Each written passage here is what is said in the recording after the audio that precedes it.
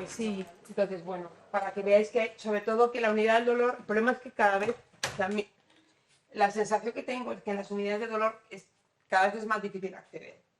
Son muy pocos hospitales, luego las unidades del dolor somos muy diferentes en dotación, muy diferentes en tipo de profesional que hacen las intervenciones, el conocimiento también es muy diferente, hay muy poca homogeneidad y eso hace que el tratamiento del dolor, que es un poco de dolor avanzado, ¿no? Que es como estamos hablando, dolor crónico intenso desde hace muchos años que es difícil de controlar. Eso. Entonces, ese es el tipo, adelante, el tipo de paciente que tenéis que estar en la unidad del dolor. No te digo constantemente, pero al menos un par de revisiones al año con sus técnicas. Pero lo que no es normal es que tenga que pedirlo yo. Pero yo creo que tenemos que cambiar ese chip y os voy a contar por qué. Porque no podemos esperar que nos cuiden. O sea, tenéis que cuidaros activamente. No, yo todo me lo pido. O sea, yo he sido la que... O sea, esta charla tiene, entre otras cosas, o sea, lo único que tenéis que sacar, bueno, empezamos, me presentas, sí, pobrecita, que no te tengo aquí. Buenas tardes, bienvenidos a la ponencia de control del dolor causado por el cáncer, enmarcada dentro del 19º Congreso Iberoamericano de Pacientes con Cáncer organizado por CEPAC. En esta ocasión contamos con la presencia de la doctora María de Magaña Muñoz, presidenta de la Sociedad Española del Dolor, quien será la encargada de ofrecer esta exposición. Muchísimas gracias por la presentación, muy amable, de verdad. Muchas gracias además por facilitarme estar aquí. Antes de empezar... ¿Cómo ha dicho? Sociedad Española del Dolor. Es una sociedad científica, una sociedad de profesionales sanitarios, básicamente. No somos asociación, somos sociedad, ¿vale? Nuestros socios pagan cuota.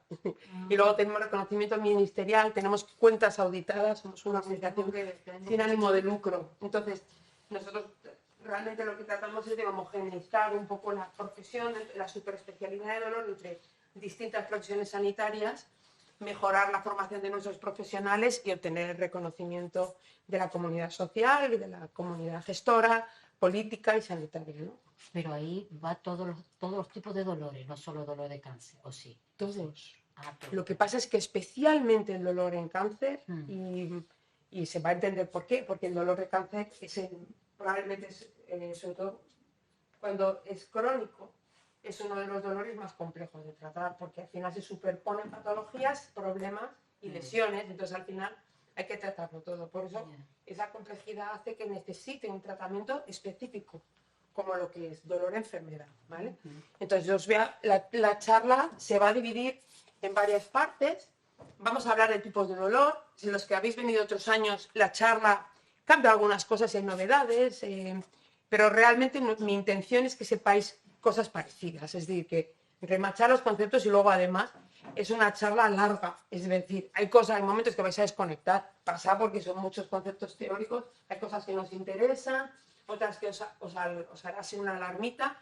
Os voy a pedir que si tenéis algo importante o que os choque de lo que ya conocéis o creéis que os han contado, o a lo mejor se ha contado otra persona y yo lo estoy contando diferente, que por favor me interrumpáis, ¿vale? Porque esto es una charla para vosotros, está hecha para vosotros. Entonces, quería, antes de empezar, darle las gracias a Begoña por su cariño. Me contactó hace muchos años, mucho antes de que tuviera nada que ver con la Sociedad Española del Dolor, cuando empezaba con mi pequeña unidad del dolor en el Hospital Infanta Sofía.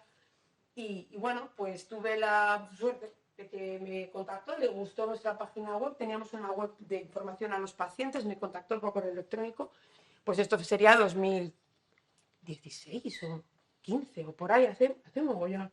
De hecho, tengo por ahí una foto de la primera charla que di en Geopac y yo era una cipiolita, o sea, a veces me ha un mogollón, pero bueno. Darle las gracias a ella, no solamente por contar conmigo como anestesióloga, que es como vengo. Aquí ahora soy presidenta, pero dentro de un par de años no lo seré, pero da igual. Porque el tratamiento del dolor, de una manera u otra, lo seguiré llevando, lo seguiré haciendo y creo que mi labor ahora está precisamente en trabajar para que el dolor no caiga en el olvido. El dolor de los pacientes y el dolor que tienen que tratar los profesionales, que por narices tenemos que tratar y saber tratar, no caigan en el olvido. Porque el problema del dolor es que no se ve. Solo se ve la discapacidad que genera. Y a veces ni eso, porque a veces se tira adelante, porque yo te veo, o sea, a mí me dicen lo que tú has pasado y a mí me tienen que jurar que te ha pasado todo esto. Pero yo solo sé porque mis pacientes tienen el mismo buen aspecto que tenéis vosotras aquí. que no pasa nada, parece como si no hubierais pasado nada, lleváis encima un camión, que hay que sentarse, hay que hablar, y muchas veces el dolor, muchas veces tiene muchas más alternativas de las que pensamos. Y a veces tiramos la toalla porque los pacientes crónicos con cáncer yo no tengo de momento, ahora os voy a contar mi historia también. Tenemos la sensación de que ya no se puede hacer más, que estamos muy cansados de peregrinar y luego que al final tienes que confiar en una o dos personas, pues no te vuelves un poco loco y al final confías en tu oncólogo, oncóloga y en tu médico de cabecera. Y que está muy bien, pero también están las unidades de dolor. Entonces, con todo esto os digo que este es el título realmente de la charla. Esto os voy a dar una parte es muy básica, pero entendedme, que probablemente para muchos de vosotros se quede corta, ¿vale? Pero es inevitable porque tenemos que tocar varias cosas. Por eso os digo que me interrumpáis y levantáis la mano para cosas concretas, cuando hablemos, por ejemplo, de fármacos ¿vale? Y podemos hacer un poco. Y luego otra cosa muy importante que quiero reconocer a Begoña, porque además yo la tengo un cariño especial, estaba ahí fuera con otros pacientes hablando y no le quería interrumpir, luego a ver si la veo. Y es que cuando yo tuve un diagnóstico de mieloma, mi mieloma es quiescente, pero en su momento parecía un mieloma múltiple. Y con el diagnóstico inicial y toda la angustia que vosotros ya habéis pasado por eso, y para vosotros esto no es nada, pero es un cambio de estatus importante en tu vida, ¿no? Pasar de un lado a otro de la mesa, como digo yo, te hace cambiar la perspectiva de las cosas mucho más. Y para mí Begoña, aparte de amiga y de compañera y de todo, porque su vida me la conozco, nos la hemos contado y la vida de Begoña es una pasada, pues el hecho de pasar al otro lado de la mesa y ver que, no sé cómo deciros, mi comunidad, cuando yo tuve este problema, no sabía qué ofrecerme. Mi comunidad de compañeros, ¿no? De trabajo y de científicos, de sociedad. Bueno, era como, ¿estás enferma? Pues no sé, pues haz tus cosas de enferma, ¿no? Iba a hacer unas tonterías, pero yo no sabía qué hacer. O sea, yo sabía que tenía mi hematóloga, bueno, el diagnóstico fue en una privada, porque entonces trabajaba en el sector privado, tenía la tarjeta sanita, y ahí empecé. Pero la persona que me sacó adelante fue otro paciente. Fue bueno. Me sacó adelante, es que me dijo, pero bueno, María, si tú todavía no sabes lo que tienes. Y yo, no, y todavía no tengo muy claro si tengo un mieloma, que me tienen que poner quimioterapia o no. Pero claro, me dice Begoña, pero ¿por qué no hablas con la que más sabe de mieloma que esté en este país? Que es Maribí Mateos, que trabaja en Salamanca. Y digo, hombre, pues es que no la quiero molestar, no tengo el teléfono. ¿Cómo que no la quiero molestar? Ahora mismo la llamo. La llamó delante de mí. Sí, que nada. Me mandó un WhatsApp en ese momento para que os hagáis una idea. Que nadie estamos libres de que esto nos pase. Y que da igual lo mucho que sepas de medicina, los años que hayas estado ejerciendo, que cuando tú eres paciente, eres paciente. Y cambia todo. Por eso, os aseguro que el estar al otro lado de la mesa es que yo estaba bloqueada. A mí me hablaba el hematólogo y yo no me enteraba de nada. Intenté llevarlo en solitario sin llamar a mi marido y a mi madre, y sin llamar a nadie, pues porque no quería molestar. En fin, creía que tenía fortaleza para llevar. Y yo os aseguro que no me enteraba. O sea, me contaba cosas y yo interpretaba otra. O sea, solo quería irme de la consulta, irme del hospital, irme de la Comunidad de Madrid, no oír ni una palabra más de que yo estaba enferma. Porque no entraba en mi esquema que yo pudiera tener una enfermedad. Yeah. Yo, Super María, pues sí, Super María un día deja de ser Super María. Y es María enferma. Y esta vez parece que me he librado del momento. Cada 3 meses tengo mis revisiones. Pero llegará mi mieloma. Llegará mi primera quimioterapia. Llegará. No sé cuándo, pero llegará. De momento me he librado. De momento parece. Pero quiero decir que todos en algún momento vamos a enfermar. Y el cáncer, por desgracia, es una de las opciones que probablemente más riesgo tengamos de tener. Entonces, vamos a centrarnos en el dolor. ¿Por qué? Porque la vida es como es, la enfermedad va y viene, pero lo peor, fijaos, cuando me llegó el diagnóstico de mieloma, solo tenía miedo a 2 cosas. El miedo al dolor por un aplastamiento vertebral, por un mieloma, que era la patología por la que venían los pacientes con mieloma en consulta, y luego la neuralgia posherpética.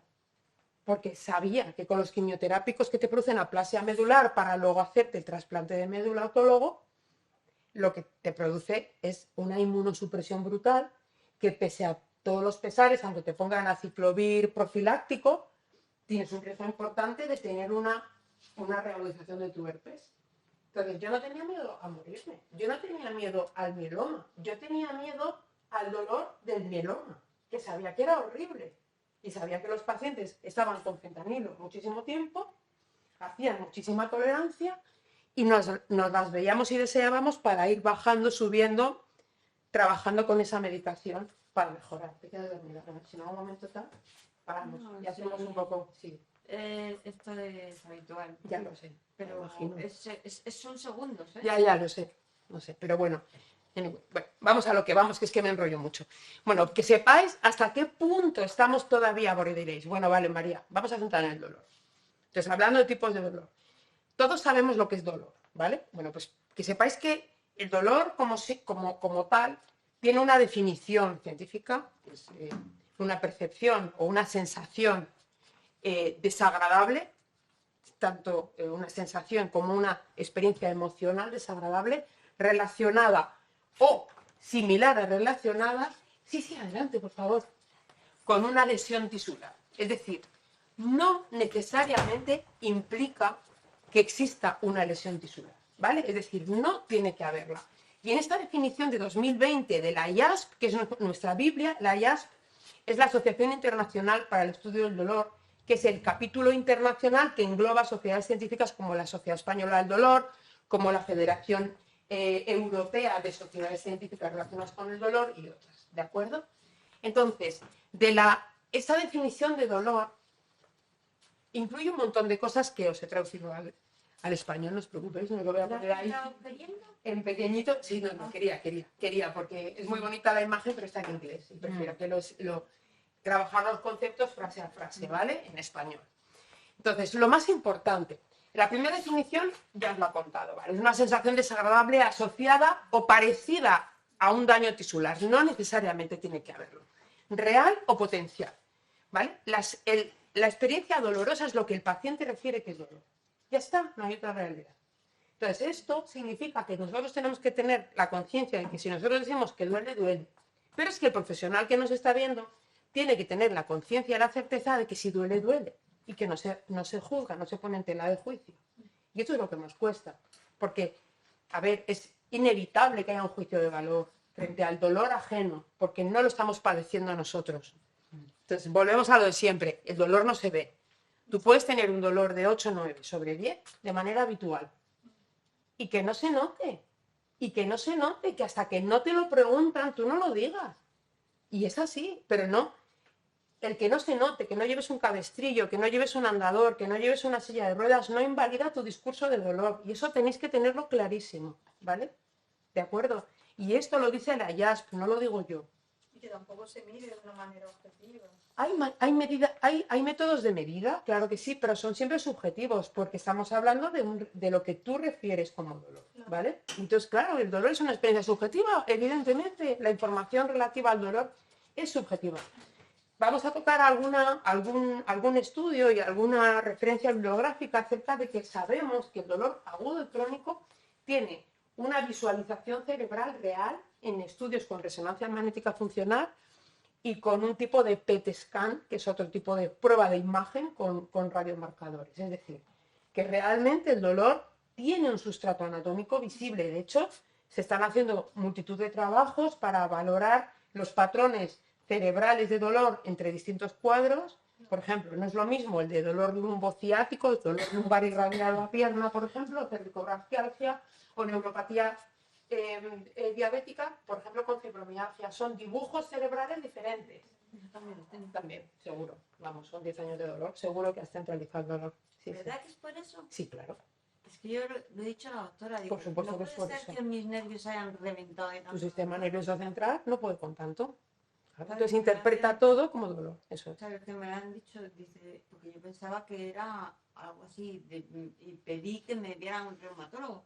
Y me dijo, de los 22 puntos o lo que fueran, Tienes dices, todos. tienes todos activados. Así es.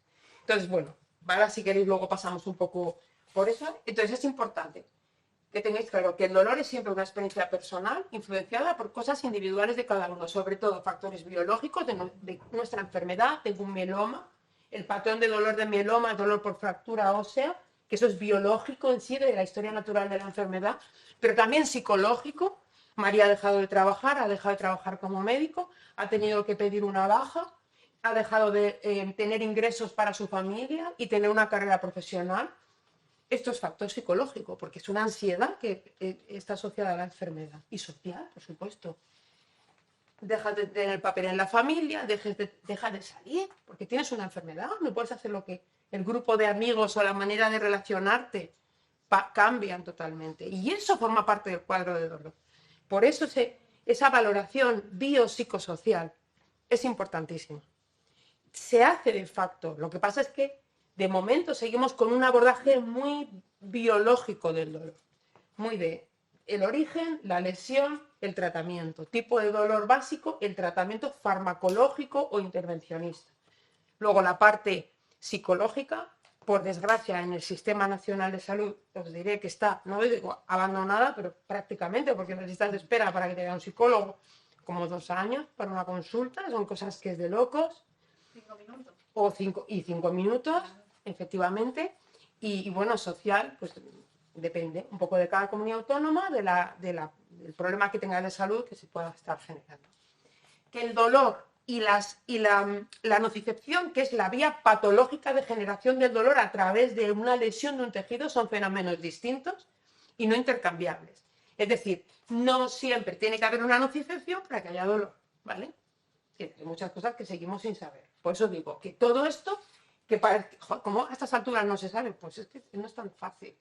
Pero lo que está claro es que si una persona refiere que algo le duele, siempre duele, ¿vale? Y que la descripción verbal es solo una de las conductas para expresar dolor. Tenemos poblaciones como, por ejemplo, como hemos puesto en la diapositiva anterior, pues niños pequeños, pacientes que tengan defectos en el lenguaje, problemas. Los pacientes con Alzheimer grave tienen también dolor, pueden tener dolor crónico, por supuesto que sí. Entonces ellos tienen otra manera de expresarlo. Ahí sí que necesitamos al cuidador principal, a la persona que esté con ellos, porque a veces se expresa con un aislamiento, dejan de comer, son conductas externas que siguen siendo indicadoras de dolor, aunque el paciente no diga que tiene dolor, ¿vale? Y otra cosa importante es que los niños pequeños desde el útero, desde intraútero, sienten dolor. Sentimos dolor desde antes de ser paridos, antes de venir al mundo, ya tenemos dolor. Y podemos tener dolor. De hecho, en las cirugías intraútero, el feto se anestesia con la anestesia materno-fetal, porque los niños está demostrado que tienen dolor y que secretan cortisol por las incisiones y por el daño tisular que podemos realizar ya intraútero, ¿vale? La paso bien. Y esto es súper, yo qué sé, es tan sencillote que me da un poco de vergüenza ponerlo, pero más o menos para que os hagáis un poquito la idea. Dolor agudo es, ¿qué diferencia hay? ¿No? Porque probablemente si habéis ido a alguna unidad del dolor o habéis visto a algún profesional que lleve dolor, pues hablen del dolor agudo y el dolor crónico, ¿no? Como cosas muy diferentes. Bueno, realmente la realidad es que el dolor agudo y el dolor crónico se interrelacionan dentro del mismo paciente. Pero para que sepáis un poco, el dolor agudo es el dolor por una lesión puntual, generalmente de corta duración, dura menos de 3 meses por definición y tiene una función protectora. Por ejemplo, ¿cuál? Pues muy fácil, un esguince de tobillo. Por ejemplo, un esguince de tobillo es un dolor, incluso a un grado 2, 3, puede ser un dolor muy intenso, pero se cura con el tejido, es autolimitado, mejora con el tejido, es una inflamación que además tiene un motivo de tenerla, nos protege de que nos hagamos más daño, no apoyas tanto porque te duele al apoyar y permites que el ligamento vaya volviendo a pegarse de alguna manera. Sin embargo, el dolor crónico pierde totalmente esa función.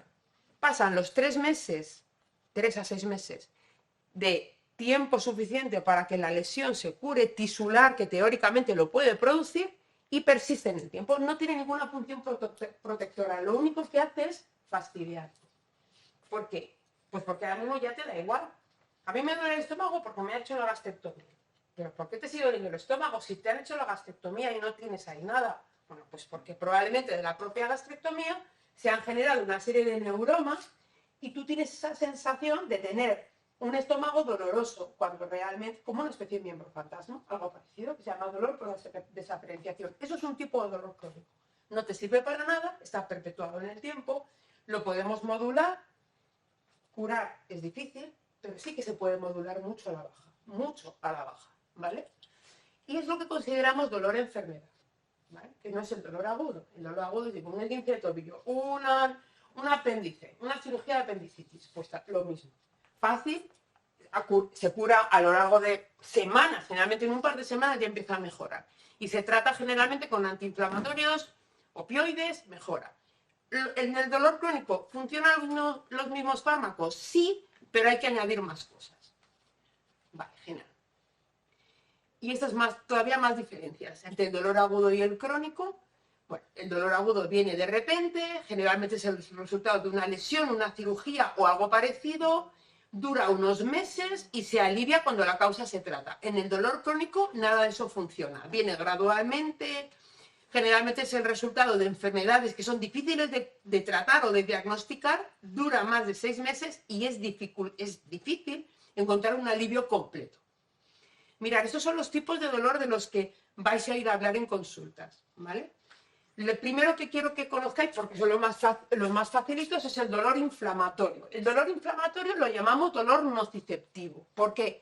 Porque es la nocicepción clásica, se inflama la terminación nerviosa periférica producida por una lesión tisular, una respuesta inflamatoria en los tejidos hace que nos duela. En el tejido somatosensorial, nociceptivo somático. En el tejido visceral, nociceptivo visceral. Ejemplos de dolor nociceptivo visceral. Un infarto de miocardio, por ejemplo. Un infarto es dolor nociceptivo visceral. Se está necrosando el miocardio, por una falta de riego se produce una inflamación y eso duele muchísimo, ¿vale? Otro ejemplo de dolor visceral, un cólico nefrítico, por ejemplo, ¿vale? También.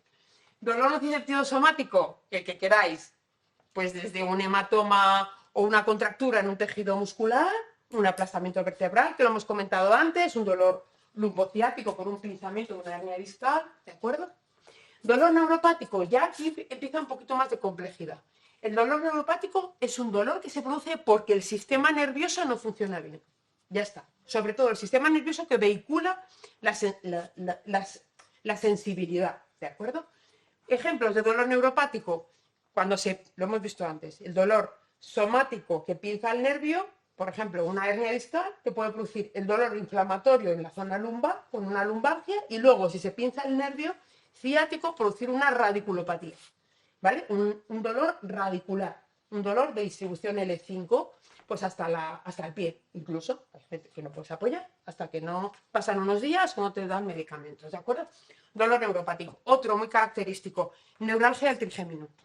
No sé si habéis tenido la mala experiencia o tener algún familiar que haya sufrido neuralgia del trigémino, pero adelante, no pasa nada.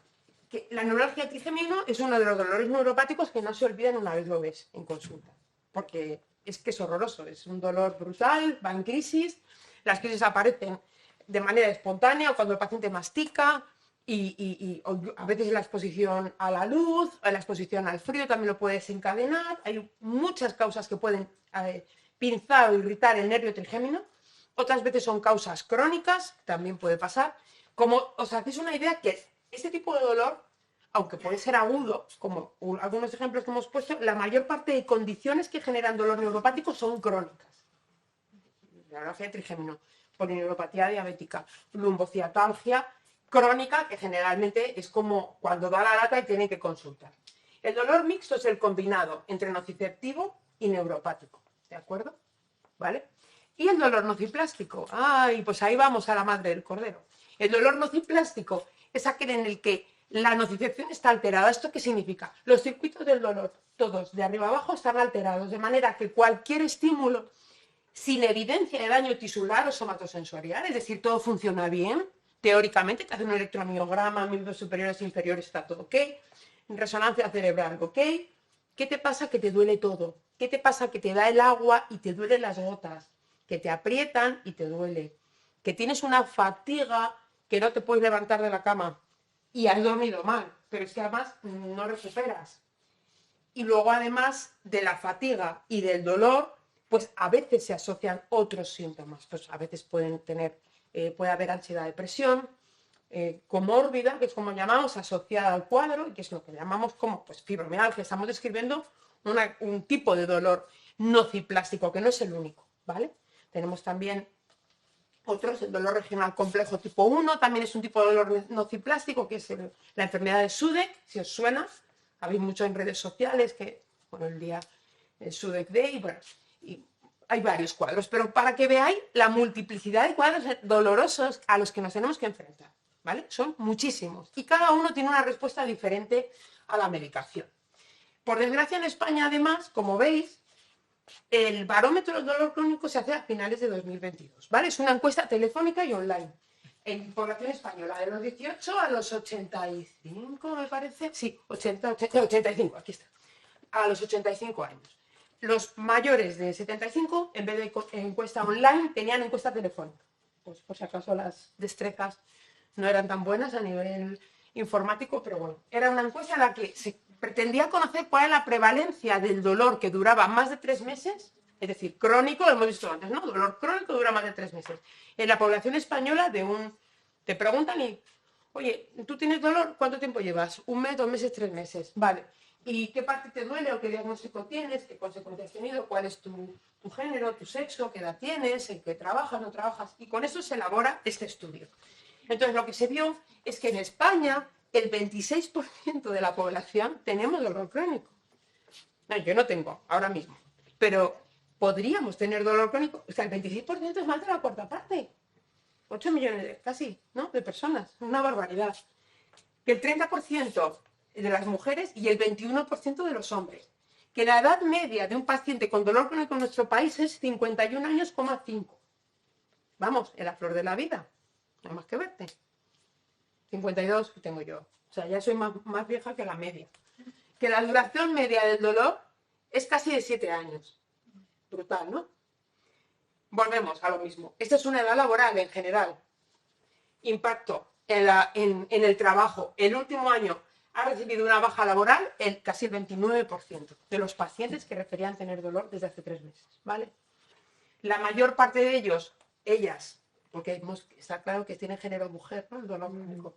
Atención primaria al 90%, especializada al 70%, urgencias, por aquí están las unidades del dolor, un 24% de los pacientes usuarios de unidad del dolor, cuando pueden y como pueden, y cada uno en su comunidad autónoma y en su municipio, como le dejan. La necesidad de ayuda en las actividades diarias y la localización anatómica, que generalmente, como siempre, el dolor lumbar se lleva la palma. La contractura muscular, que es lo que decía el paciente por teléfono, online, que es algo que el paciente cree que tiene, pero no.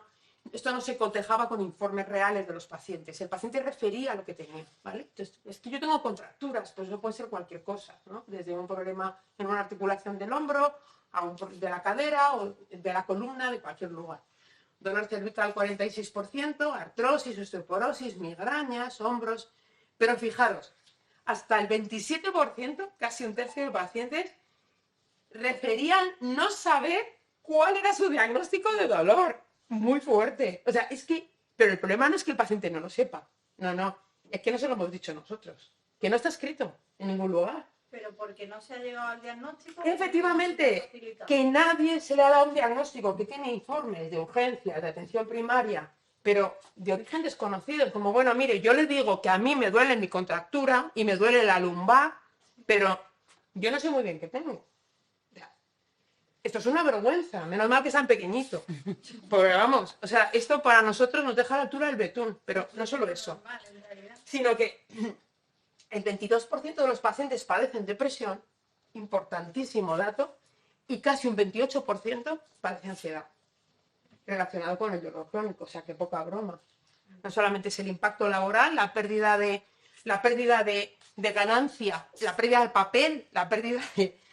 En fin, la infelicidad que puede generar algo así, que no se ve, que afecta a gente joven, que la mayor parte dice que les duele mucho, 60%, mucho, a ver, que les duele significativamente, no voy a poner en duda cuánto les duele, jolín, lo están diciendo, será que les duele, ¿no?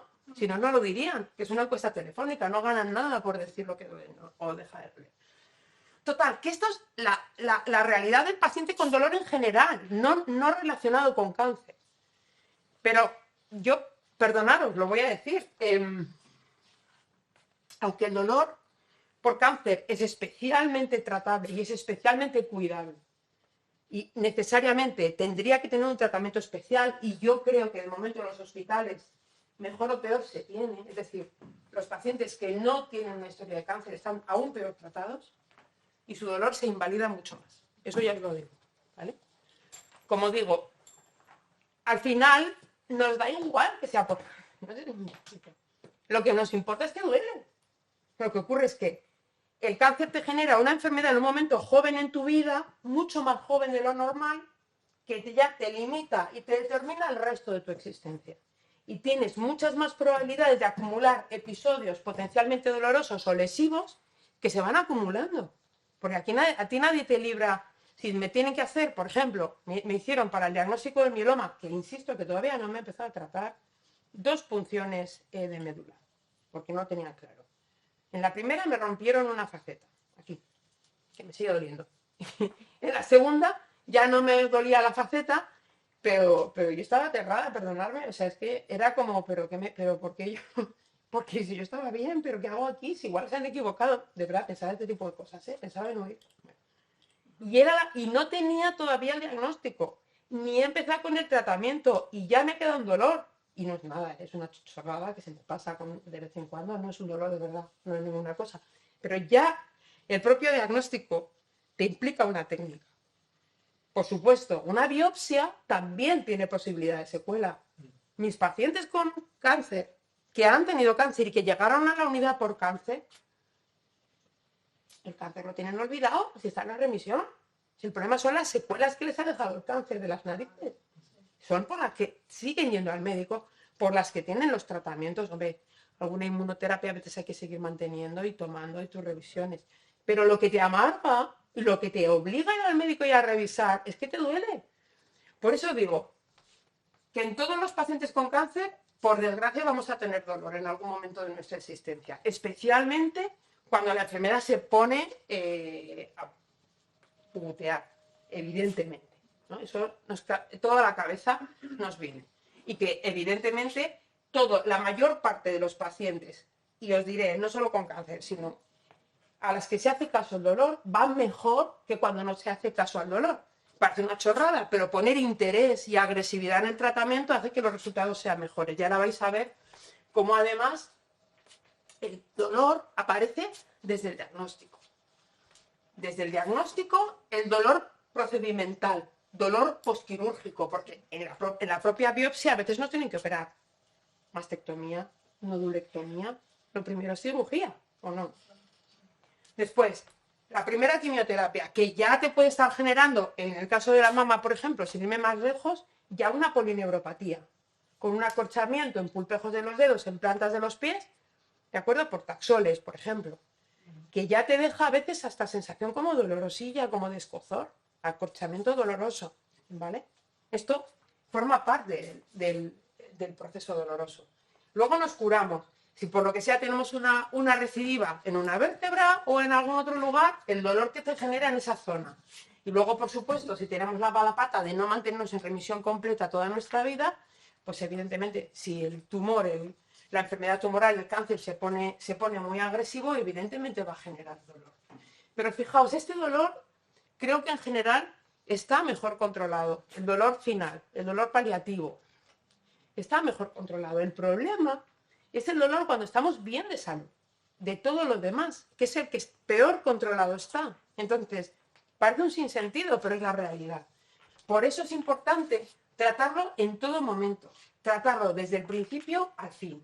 Aunque nos muramos de otra cosa, que de eso se trata. Yo confío en morirme de otra cosa que no sea de mi futuro mieloma.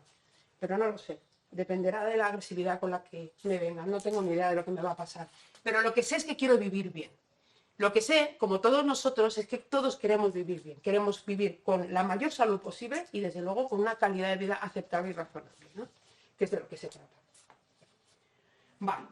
Cuadros específicos del tratamiento, pues dolor postquirúrgico, dolor post-quimioterapia, la neuropatía, la mucositis, dolor post-radioterapia, proctitis, esofagitis, de todo, necrosis mandibulares, todo tipo de desgracias que no pueden pasar. Ejemplos de dolor neuropático, para que os quede más claro. Neuralgia posherpética, polineuropatía diabética, lumbociatalgia, daño medular, generalmente después de un accidente de tráfico, esclerosis múltiple, ictus, también puede producir dolor neuropático. ¿Vale?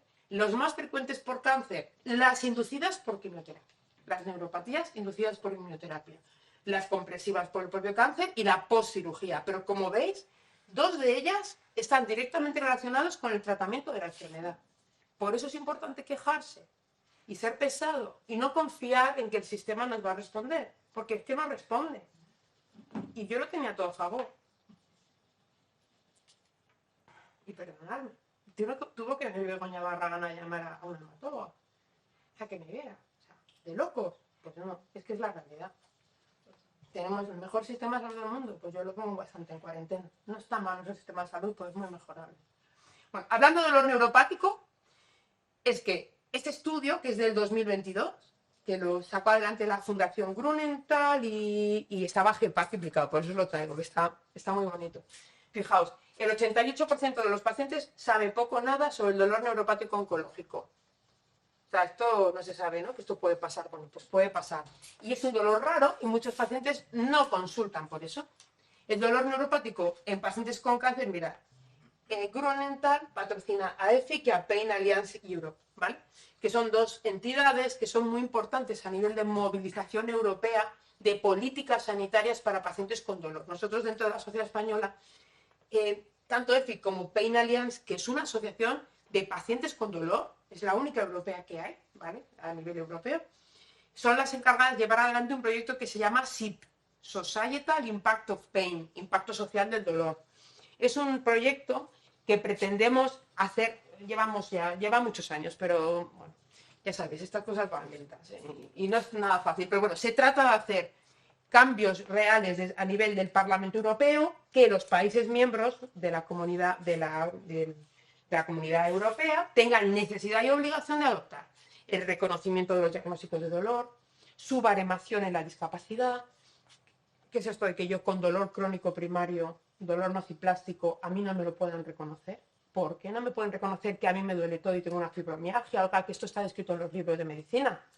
¿Por qué mi médico de atención primaria tiene que poner que yo tengo una depresión? Que la puedo tener, pero que mi problema para no poder trabajar no es la depresión, es que no lo puedo mover porque tengo una fibromialgia. Entonces, a ver, esto que parece una chorrada es lo que estamos trabajando ahora con SIP. A estas alturas, en el año 2024, finales, 2025, todavía no tenemos un código diagnóstico en nuestro país, en nuestras comunidades autónomas, aplicable donde estén los códigos que os he contado, los diagnósticos de dolor. No lo hay. Tenemos de patologías relacionadas con el dolor indirectamente, en el CIE 9 y el CIE 10, pero el CIE 11, que es uno de los trabajos que estamos ahora mismo en marcha con SIP Europa, SIP España, no lo tiene. Y por supuesto el dolor neuropático en postquimioterapia tampoco. O sea, si no existe, no se trata y no se barema. Y a nivel gestor no cuenta. Entonces es importantísimo, no solamente es que nos hagan caso, es que además esté reportado en nuestros informes. Igual que pone infarto agudo de miocardio con revascularización, dolor crónico primario, fibromialgia. ¿Y qué pasa? ¿Que no se puede poner o qué? ¿Que no existe? Pues perdona, mis pacientes con fibromialgia tenían muchas veces más discapacidad que mis pacientes con cáncer supervivientes. Porque se habían puesto bien enseguida, habían tenido poca lesión y las pacientes con cáncer no volvían. Y las que estaban cada 3 meses en consulta eran ellas y con una calidad de vida deplorable, por decirlo finamente, ¿no? Bueno, pues a lo que vamos. La carga del cáncer para los europeos es casi de 3 millones de nuevos casos al año. Y el dolor neuropático oncológico es una de las secuelas de distintos tipos de quimioterapia. Y no solamente eso, sino que además en esta encuesta los pacientes no sabían nada sobre el dolor crónico neuropático, repercutía de manera negativa, había que volvían a faltar al trabajo. Has dicho que podíamos... Sí, claro. ¿Y por qué estas cosas? Es que no se habla, no salen en televisión nada de eso. Bueno, del cáncer y ya está, pero no se habla del... Es que yo no he oído nunca Nada, bueno, es que yo... Hay cosas, se ven, o sea, no salimos en la tele, desafortunadamente, pero sí hay cosas, Sí, sí, pero por sí. ejemplo, ayer es que acabo de venir Todo cuesta mucho. de- Que salga en la tele, No, no, es sí, organizar sí. un sarao.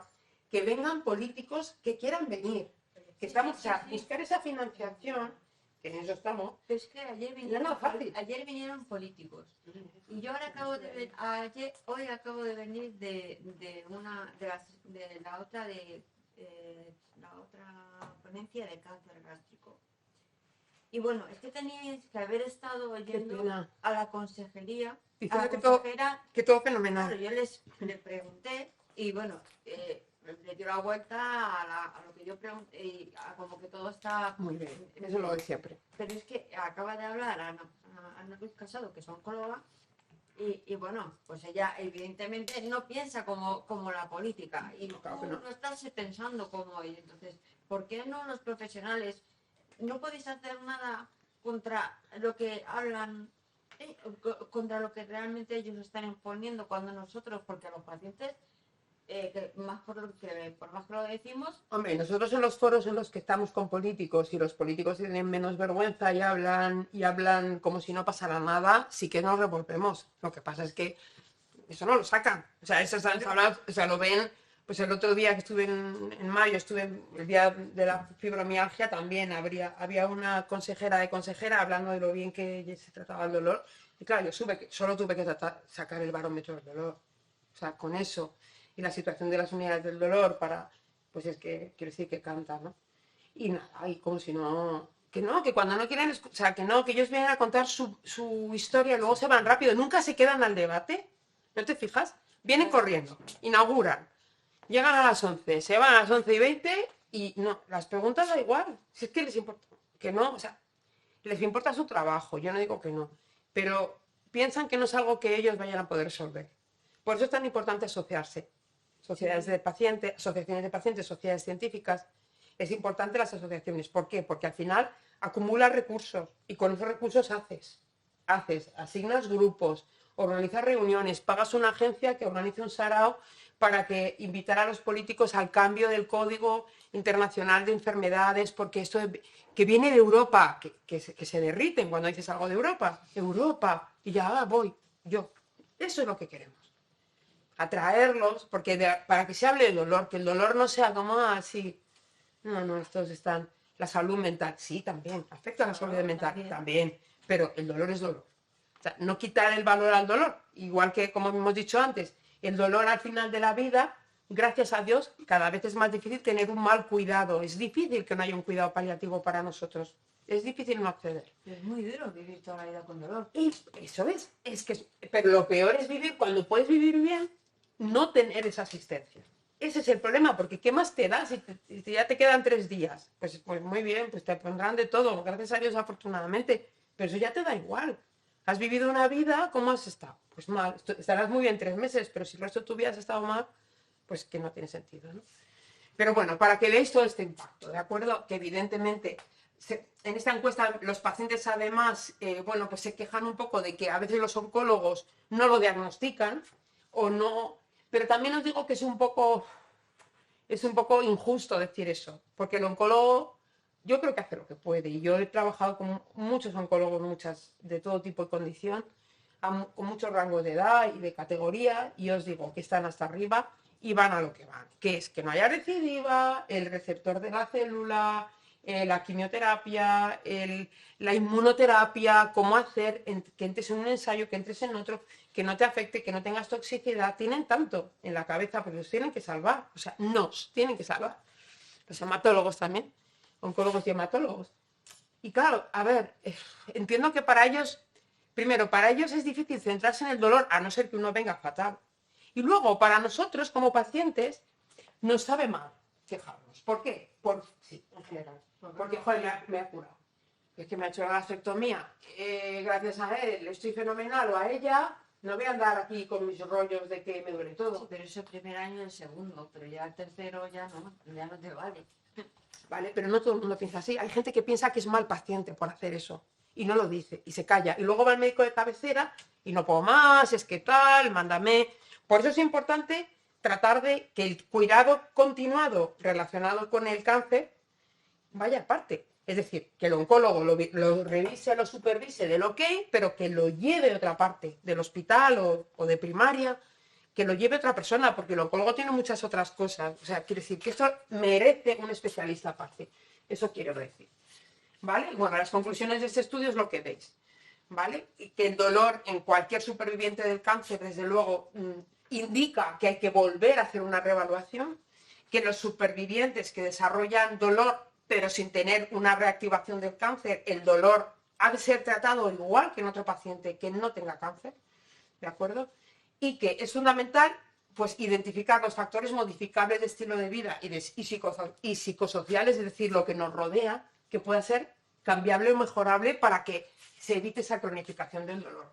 Pues, por ejemplo, trabajar para el reconocimiento de la discapacidad. Parece una chorrada, pero yo cada vez veía, hace un año estaba trabajando y me costaba cada vez más que me dieran, que me reconocieran la incapacidad a mis pacientes con cáncer.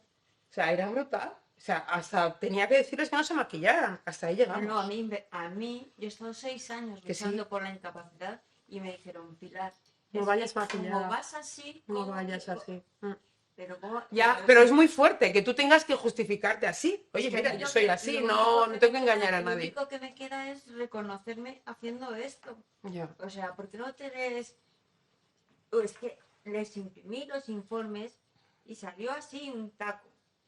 Y me dijo, pero ¿de cuántos años? No, esto es de todos los especialistas que me han visto en este año. Mm. Y eso no te vale el que voy con la raya y con los labios rojos. Es muy fuerte. Yo es que además me parece una falta de respeto, sobre todo para nosotras. A decir incluso que ni aunque fuese en silla de ruedas me iban a dar medalla. Qué poca vergüenza. No, y luego cómo te tratan. Porque Es que yo, se tendría que poder No, yo, de hecho, grabar cuando- eso y demás. cuando los pacientes tenían reevaluación de discapacidad, yo sabía que me iban a empeorar. Que iban a venir al mes siguiente hundidas, mal. Yo he estado 6 años, luchando. ¿Y qué ha hecho? Me ha dejado sin un libro, evidente. Porque se valen de eso, porque te dan una total. ¿Y quién puede estar luchando? Pero yo, si no podía, es que no podía hacer nada. Entonces dije, mira, aunque sea lo último, dije, esto por mi hija, lo último que haga en la vida, pero a mí se me reconoce. No, esto como hay que sea. lucharlo. Por eso decía que como esperemos a que lo reconozcan por nosotros, no lo vamos a hacer. No, es así. Bueno, a ver, cosas fundamentales e importantes. El control del dolor es la piedra angular del tratamiento global del cáncer, ¿vale? Muy pocos pacientes con cáncer o con secuelas de cáncer pueden necesitar una técnica avanzada, una técnica intervencionista para controlarlo. Lo que me has dicho. ¿no? Sí, lo que te he dicho aquí, en tu caso, ¿vale?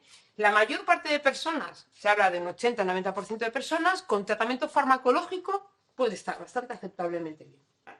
Pero la realidad es que cada vez más las técnicas avanzadas son necesarias. ¿Por qué? Porque vivimos más, es que es sencillamente así. Los largos supervivientes somos la mayoría, es decir, vamos a vivir muchos años con mucha lesión y muchas veces necesitamos alternativas a los fármacos, porque si no nos acostumbramos a ellos y dejan de funcionar, ¿vale?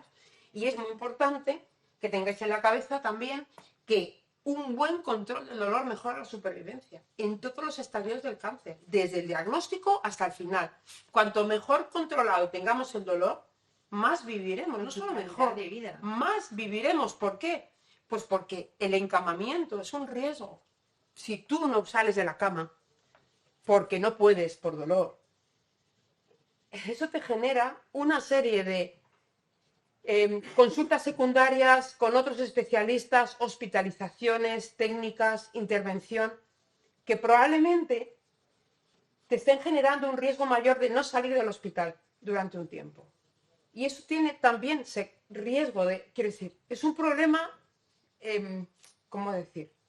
No quiero que tampoco os agobiéis, pero cuanto mejor controlado esté el dolor antes de que no podemos dar un paso, mucho mejor. Eso quiero decir. Muy probablemente te complicarás menos. Si estás encamado, te tienen que poner heparina, por ejemplo. Eso seguro. Ya la tienes, pues ya encamada muchísimo más. Y por supuesto todos los problemas de no moverte. Pérdida de masa muscular, dificultad para caminar. O sea, sois pacientes muy que hay que cuidar, que hay que mimar, porque a nada que algo vaya mal, pues nos podemos encontrar con un problema importante, ¿no? Y lo más importante, el control del dolor es la piedra angular del tratamiento del paciente con cáncer. Es importante saber que es muy habitual que el dolor en cáncer esté menos tratado que en otros cuadros de dolor. Insisto, porque nos importa tanto a la supervivencia como pacientes y como profesionales que olvidamos el dolor que suponen todos los tratamientos y toda la vida con ese cáncer, con esa enfermedad tumoral, aunque esté curado, ¿vale?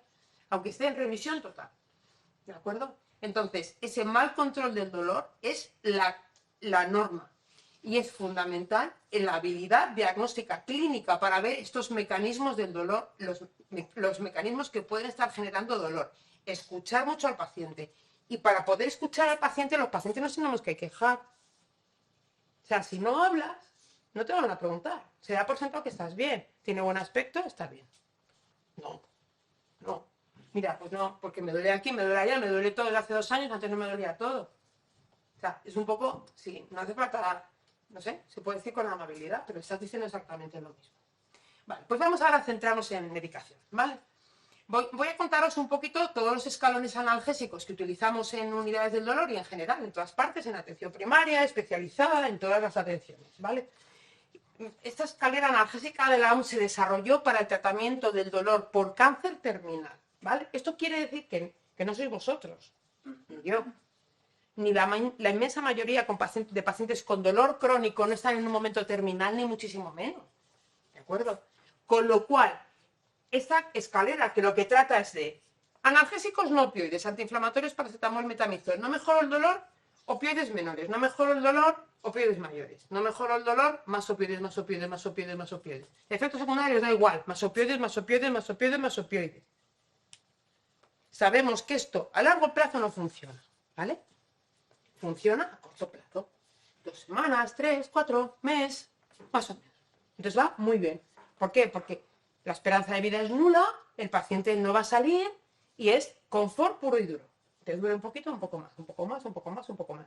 El problema es que tenemos que vivir y no podemos vivir con dosis muy altas de esta medicación sin tener efectos secundarios. Es imposible. Y sin desarrollar tolerancia y que dejen de funcionar. Ese es el problema de los opioides, que de momento no tenemos la manera de evitar esos efectos secundarios. ¿Vale? Dentro de los cuadros de dolor crónico hemos visto que el dolor neuropático, igual que el dolor nociplástico, son los dolores más complejos. Esas son un poco todo el abanico de tratamiento farmacológico de dolor neuropático que en realidad es muy parecido al esquema terapéutico que utilizamos en todo el dolor crónico, ¿vale?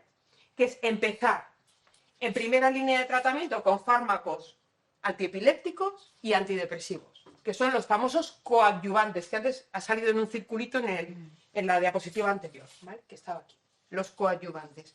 ¿Por qué se llaman coadyuvantes? Hombre, porque si tenemos un componente neuropático o un dolor neuropático predominante, ¿de acuerdo? Van a ayudar un montón. Y nos quitan la necesidad de cobertura analgésica opioide y de antiinflamatorios, que como veis desde el primer escalón los tenemos y se mantienen, ¿vale? Entonces nos interesa rebajar todo lo que podamos opioides, rebajar antiinflamatorios todo lo posible. ¿Y cómo lo hacemos? Pues utilizando los coadyuvantes, que son básicamente gabapentina, pregabalina, antidepresivos tricíclicos. También tenemos los otros antidepresivos, como son duloxetina y venlafaxina, que son muy útiles especialmente para dolor neuropático periférico y para cuando tenemos un componente afectivo negativo, es decir, un componente subdepresivo o depresivo, un dolor que es habitual. O sea, el dolor crónico... A mí me lo han puesto también. Sí, seguro. Lo que pasa es que... No los toleras. A ver, es que... Te dejas groggy. Tú lo has dicho. Eso es lo que pasa. Es que me queda... Son fármacos superpotentes porque son antiepilépticos. Están diseñados para bloquear la epilepsia. Te dejan el sistema nervioso Te digo, plano. tengo 200 de fentanilo y no me duerme. Y me metes una gabapentina y de golpe me... Porque tiene un mecanismo de acción diferente y porque el fentanilo es un opioide. Nosotros tenemos opioides endógenos. Nuestro sistema nervioso está habituado a procesar el opioide. Y se habitúa a él. Ahora vais a ver por qué. ¿Por qué desarrollamos tolerancia al opioide? Y por lo tanto dependencia, que es algo natural. Si tenemos un opioide puesto constantemente y un día se nos olvida cambiar el parche, tenemos síntomas de retirada brusca de opioides, ¿vale? Que es el efecto contrario a la analgesia. Te duele todo, en vez de estar tranquilo estás nervioso, te duele la tripa, tienes diarrea, pilorección, sudoración, estás como ansioso. Exactamente, es la clínica, ¿no? Pero bueno, eso ahora veremos un poco, ahora veremos más. Pero eso es para que veáis un poco. Los parches de lidocaína y de capsaicina que tienen efecto tópico local, no parches de fentanilo, que eso es un opioide, ¿de acuerdo? Eso es diferente. También se utilizan en segunda línea para el dolor neuropático y también las inyecciones con toxina botulínica. Como veis ya en tercera línea tenemos los opioides mayores, pero tercera línea de tratamiento se intenta de manera teórica, en el marco teórico el manejo del dolor es muy bonito, porque si todo fuera así esto sería facilísimo. Si todo el mundo tolerara la gabapentina, la pregabalina y la venlafaxina tan fenomenal y nos quitara el dolor, no estaríamos aquí, estaríamos en el VIPS tomándonos unas tortitas, ¿no? Aquí al lado, Julián Romea, que hay un VIPS, había un VIPS, no sé si ahora sigue. Quiero decir, pero esto no es la realidad es que nada funciona, por eso tenemos este esquema, porque esto es un batiburrillo, porque ¿qué significa? Que hacemos lo que podemos. Siguiente diapositiva. Antiinflamatorios y riesgo cardiovascular. A ver, esta diapo, me gusta, pero me gusta regular. Primero, porque no quiero que tampoco os agobiéis con el tema de los antiinflamatorios, pero sí que me gustaría que comprendierais por qué vuestros médicos de atención primaria les tienen tanta tirria. Porque muchos me decís, ¿pero por qué no me pone el Antium de manera crónica o ibuprofeno o diclofenaco? Es decir, que me van fenomenal y me quitan el dolor. Pues, ¿por qué? Pues por este artículo que salió en la revista Circulation hace la torta de tiempo que se ha criticado mucho por un montón de cosas, pero bueno, básicamente lo que se hizo fue pacientes en Noruega, pues eran casi 100.000 pacientes, una burrada. Pacientes que se habían infartado una vez o habían tenido una angina de pecho. Una vez, ¿qué les pasaba hasta que se morían? ¿Vale? Entonces, lo que se vio es que los pacientes que se morían de un reinfarto, myocardial infarction, RMI, asociado con el tratamiento con antiinflamatorios no esteroideos. Y se exponían a antiinflamatorios no esteroideos por otra patología, no por el infarto, sino, por ejemplo, por una lumbalgia, por un dolor de rodilla, por lo que fuera, tenían un riesgo importante de morir. De hecho, se demostraba que se morían más los que habían tomado antiinflamatorios. Y nosotros, en las guías anteriores, estábamos tranquilitos porque estábamos hablando a principios de los 2000 de que la primera semana no iba a pasar nada. No te preocupes, tú tómate tu diclofenaco la primera semana porque estás protegido, porque te lo digo yo, porque vienen las guías. No. Lo que vimos aquí con este estudio de cohortes es que los antiinflamatorios más potentes y específicamente los inhibidores selectivos de la COX-2, este se retiró del mercado, por riesgo real de infarto. El Rofecoxib no lo veis, pero el diclofenaco sí lo vais a ver, ¿vale? Sí lo vais a ver, porque está comercializado. Entonces, como veis, mirad, este es la odds ratio, ¿vale? Todo lo que se acerque aquí, ¿vale? Todo lo que vaya de aquí a aquí beneficia, ¿no? Ok. Cuanto más separado, más beneficia. De aquí para allá, mal. Es decir, tenemos riesgo del efecto adverso. En este caso sería la muerte por reinfarto. Pues como veis, en el diclofenaco, de los primeros 0 a 7 días, fijaos, los pacientes que habían tomado diclofenaco tenían un riesgo 3 veces mayor que un paciente que no hubiera tomado diclofenaco con sus mismas condiciones de salud de morir de un reinfarto. O sea, esto nos voló la cabeza, porque nosotros estábamos prescribiendo antiinflamatorios no esteroideos a saco paco. Y claro, con todo esto empezamos a reducir, la prescripción. Claro, ese estudio es con pacientes que siguen tomando el diclofenaco o que han tomado hasta entonces el diclofenaco. Una vez, como Da igual. es que allí se registra todo, el paciente tiene una tarjeta de salud única, para lo público, lo privado, lo intermedio, da igual. Entonces, se pueden registrar todos los datos de salud con el DNI del paciente. Tú das el DNI y te aparece todo lo que ha ocurrido en tu vida. Con todos esos datos, desde que te infartas una vez hasta que te mueres, efectivamente eran pacientes que ya habían fallecido. Se analiza qué es lo que ha pasado. Y con eso se ven factores de riesgo, distintos factores que han podido exponerte a la posibilidad de fallecer, ¿vale? Y lo que se ve es que entre otros factores de confusión y factores que siempre pues uno tenía un dolor lumbar, otro no sé qué, más cosas que pueden haber influido de manera aislada. Solo la exposición a los antiinflamatorios no esteroideos parecía tener un riesgo mortal, incluso en la primera semana. Vale.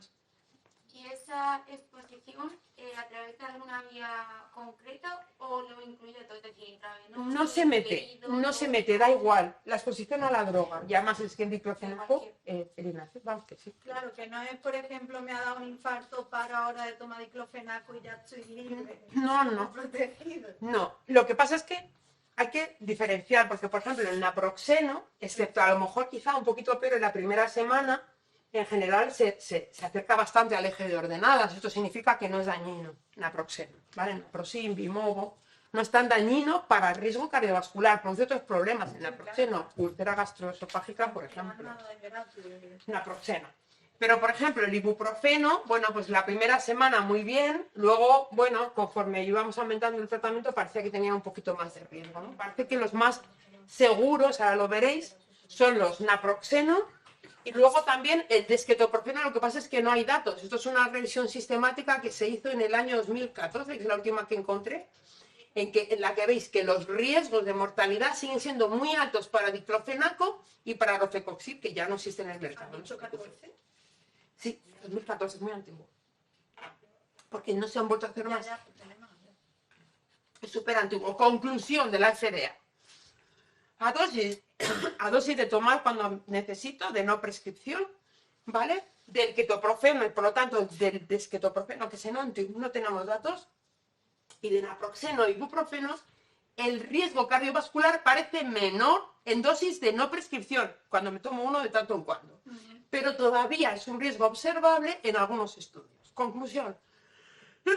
Los antiinflamatorios no esteroideos no son la solución. Bueno, ya lo sabéis, cuando tenéis dolor crónico, primero tampoco funcionan y luego tienen un riesgo no menor. ¿Qué pasa? Que a principios de los 2000, en España y en el resto del mundo, hubo un boom de prescripción de opioides. Un boom absoluto. Se ponían opioides para todo, tramadores lo de menos. MST, Oxycontin, que entonces estaba la empresa, estaba Johnson & Johnson ahí dando fuerte con Oxycontin, y se veía los opioides como una solución. Fentanilo, los parches de fentanilo, acaban de salir la galénica nueva, era, bueno, es un parche, esto no es nada, no es un parche, te lo pones, te lo quitas, qué guay, qué maravilla, no. Los opioides tienen sus normas. Lo que pasa es que es verdad que no tienen el riesgo cardiovascular.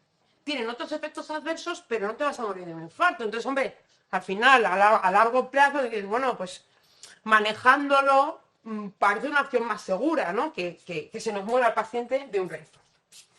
Vale, entonces, ¿qué es lo que pasa con el receptor opioide MO? Fijaos, esta es la estructura del receptor transmembrana. Oye, ¿qué hora es? ¿Cómo vamos? Las 6:30, ya hemos pasado. Uy, Dios santo, qué súper lenta. Bueno, lo que quiere decir es que es un receptor complejo, que está implicado en el metabolismo neuronal y en la despolarización de la neurona.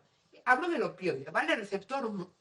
Por lo tanto, la activación del receptor opioide que se une aquí con el opioide, en este caso, por ejemplo, el fentanilo del parche, nos lo ponemos, empieza a absorber la circulación y pasa a todo nuestro sistema nervioso. Llega el fentanilo.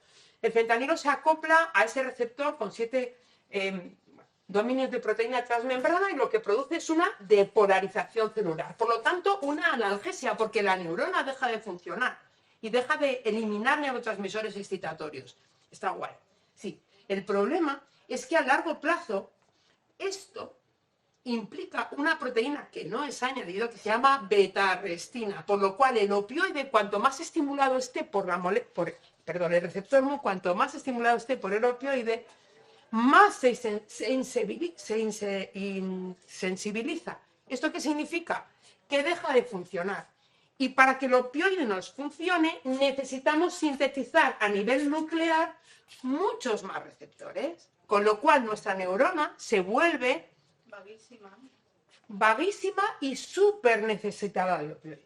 Necesita opioide para mantener ese nivel de ok, de estar tranquilita.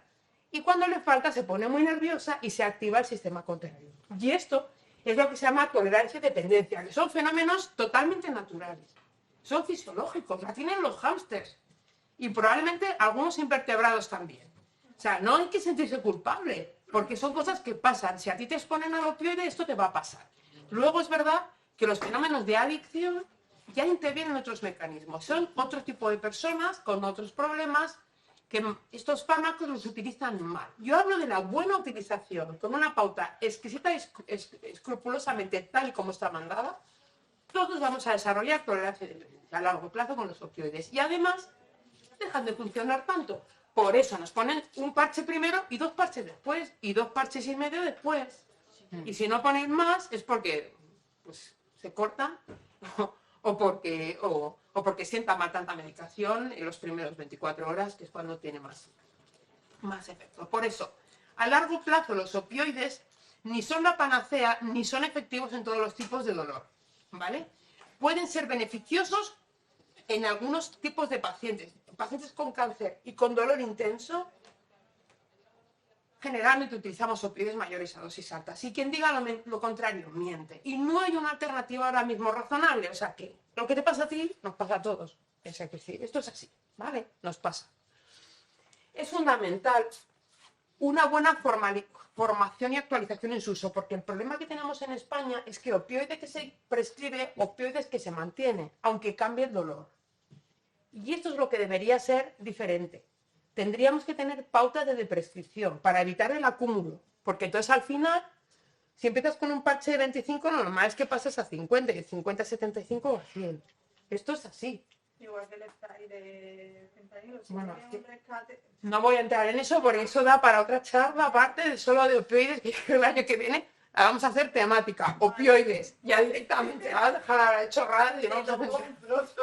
Sí, los fentanilos, afortunadamente ya sabes que después de la reducción, bueno, tenemos una directiva ministerial por la que no se puede prescribir el fentanilo rápido, ¿de acuerdo? El fentanilo intranasal o sublingual, que es el fentanilo rápido, que no tiene efecto de primer paso hepático como el parche, que sí lo tiene, ¿vale? Que es diferente, nada que ver, sistémico, eso es diferente. Produce unos fenómenos de tolerancia y dependencia mucho mayor y fomenta mucho más el trastorno adictivo. Sí.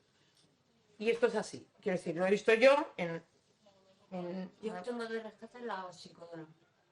¿El qué cae? De rescate tengo la oxicodona. Vale, pero eso es un opioide de liberación lenta. Sí, Es pero decir, son 3-4 horas. No tiene que ver con lo que estoy No, contando. Ya lo sé. No te Yo no soy preocupes. médico, pero creo que no produce la misma adicción, porque he No, tenido no lo produce. pacientes a los que he tenido que llamar a su médico y decirle no le prescriban más fentanilo, que es para 2 meses y se lo está cargando en 2 semanas. No, yo fentanilo Bueno. lo que me retiraron porque sí que me volví adictiva fue el astral.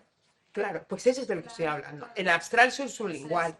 Pero es que eso me quitaba el dolor al momento. Claro, pero es que Es maravillosa. Claro, no es el dolor, es que es una euforia brutal, te da energía y te da felicidad. Oye, nos tenemos que ir de verdad. Estoy leyendo algo bien de ahora. Madre, yo, pues si no se contaron nada. No, que no. Que les han contado mucho. ¿Dónde nos vamos? Ay, pero es que hay que hablar de esto, pero que están ahí. Bueno, terapias intervencionistas. Vamos a la intervención, ¿vale? Esto es un poco lo típico de las unidades del dolor. Bloquear la transmisión del impulso de dolor. ¿Cómo me puedo enrollar tanto? Perdona, esto es... Eso es lo que me han mandado a mí, me han dicho que no pueden hacérmelo. Bueno, eso yo lo miraría. Y si no, se le puede poner un poquito de... Como si es un paciente como tú, hasta luego. Bueno, tipos de técnicas, pues de todo tipo. Por ejemplo, la analgesia intratecal. La analgesia intratecal, cuando las técnicas de inyección, esto es diferente, ¿vale? Eso es lo que te he dicho eso no tiene nada que ver con lo anterior, con esto de aquí, Sí. ¿vale? Una cosa es esta inyección, que anestesiamos con anestésicos locales y corticoides una estructura nerviosa, ¿vale? Y otra cosa es la terapia intratecal, ¿vale? Que está aquí, ¿vale? En esto lo que intentamos es colocar medicación, madre mía, o sea, ya teníamos 1 hora. Bueno, es poner la medicación a nivel de líquido cefalorraquídeo, pero dosis muy bajitas de medicación que hacen el efecto de 300 miligramos por vía oral. Y eso sí se me podría poner. Sí, también. Se te puede hacer todo. Todo. Y los efectos secundarios de esa bomba, de ese... El mantenimiento a largo plazo. Bueno, el autocuidado os lo cuento el año que viene porque están esperando, ya me sabe mal. Ese es el libro de autocuidado y esperar que lo tenéis Perdona. Bueno, yo te voy a escribir, ¿vale? Sí, y mirar, por favor, hacemos una foto aquí, ¿vale? Asociaciones de pacientes y escuelas de pacientes, que esta es la más importante. Tengo que empezar siempre por autocuidado, que es la más... Pero bueno, yo creo que hemos hablado... Pues yo te escribiré. Perdonad que no he contado todo, pero bueno, yo entiendo que la presentación la tenéis a vuestra disposición porque todos los años la doy y... Con esto se te puede localizar, ¿verdad? Sí, vale. Y si no, estoy en todas partes, ahora se me ve en todas partes. Cualquier duda que tengáis, cualquier cosa que queráis consultar, nos conocemos todos, las unidades del dolor no somos tantos y al final, sabes que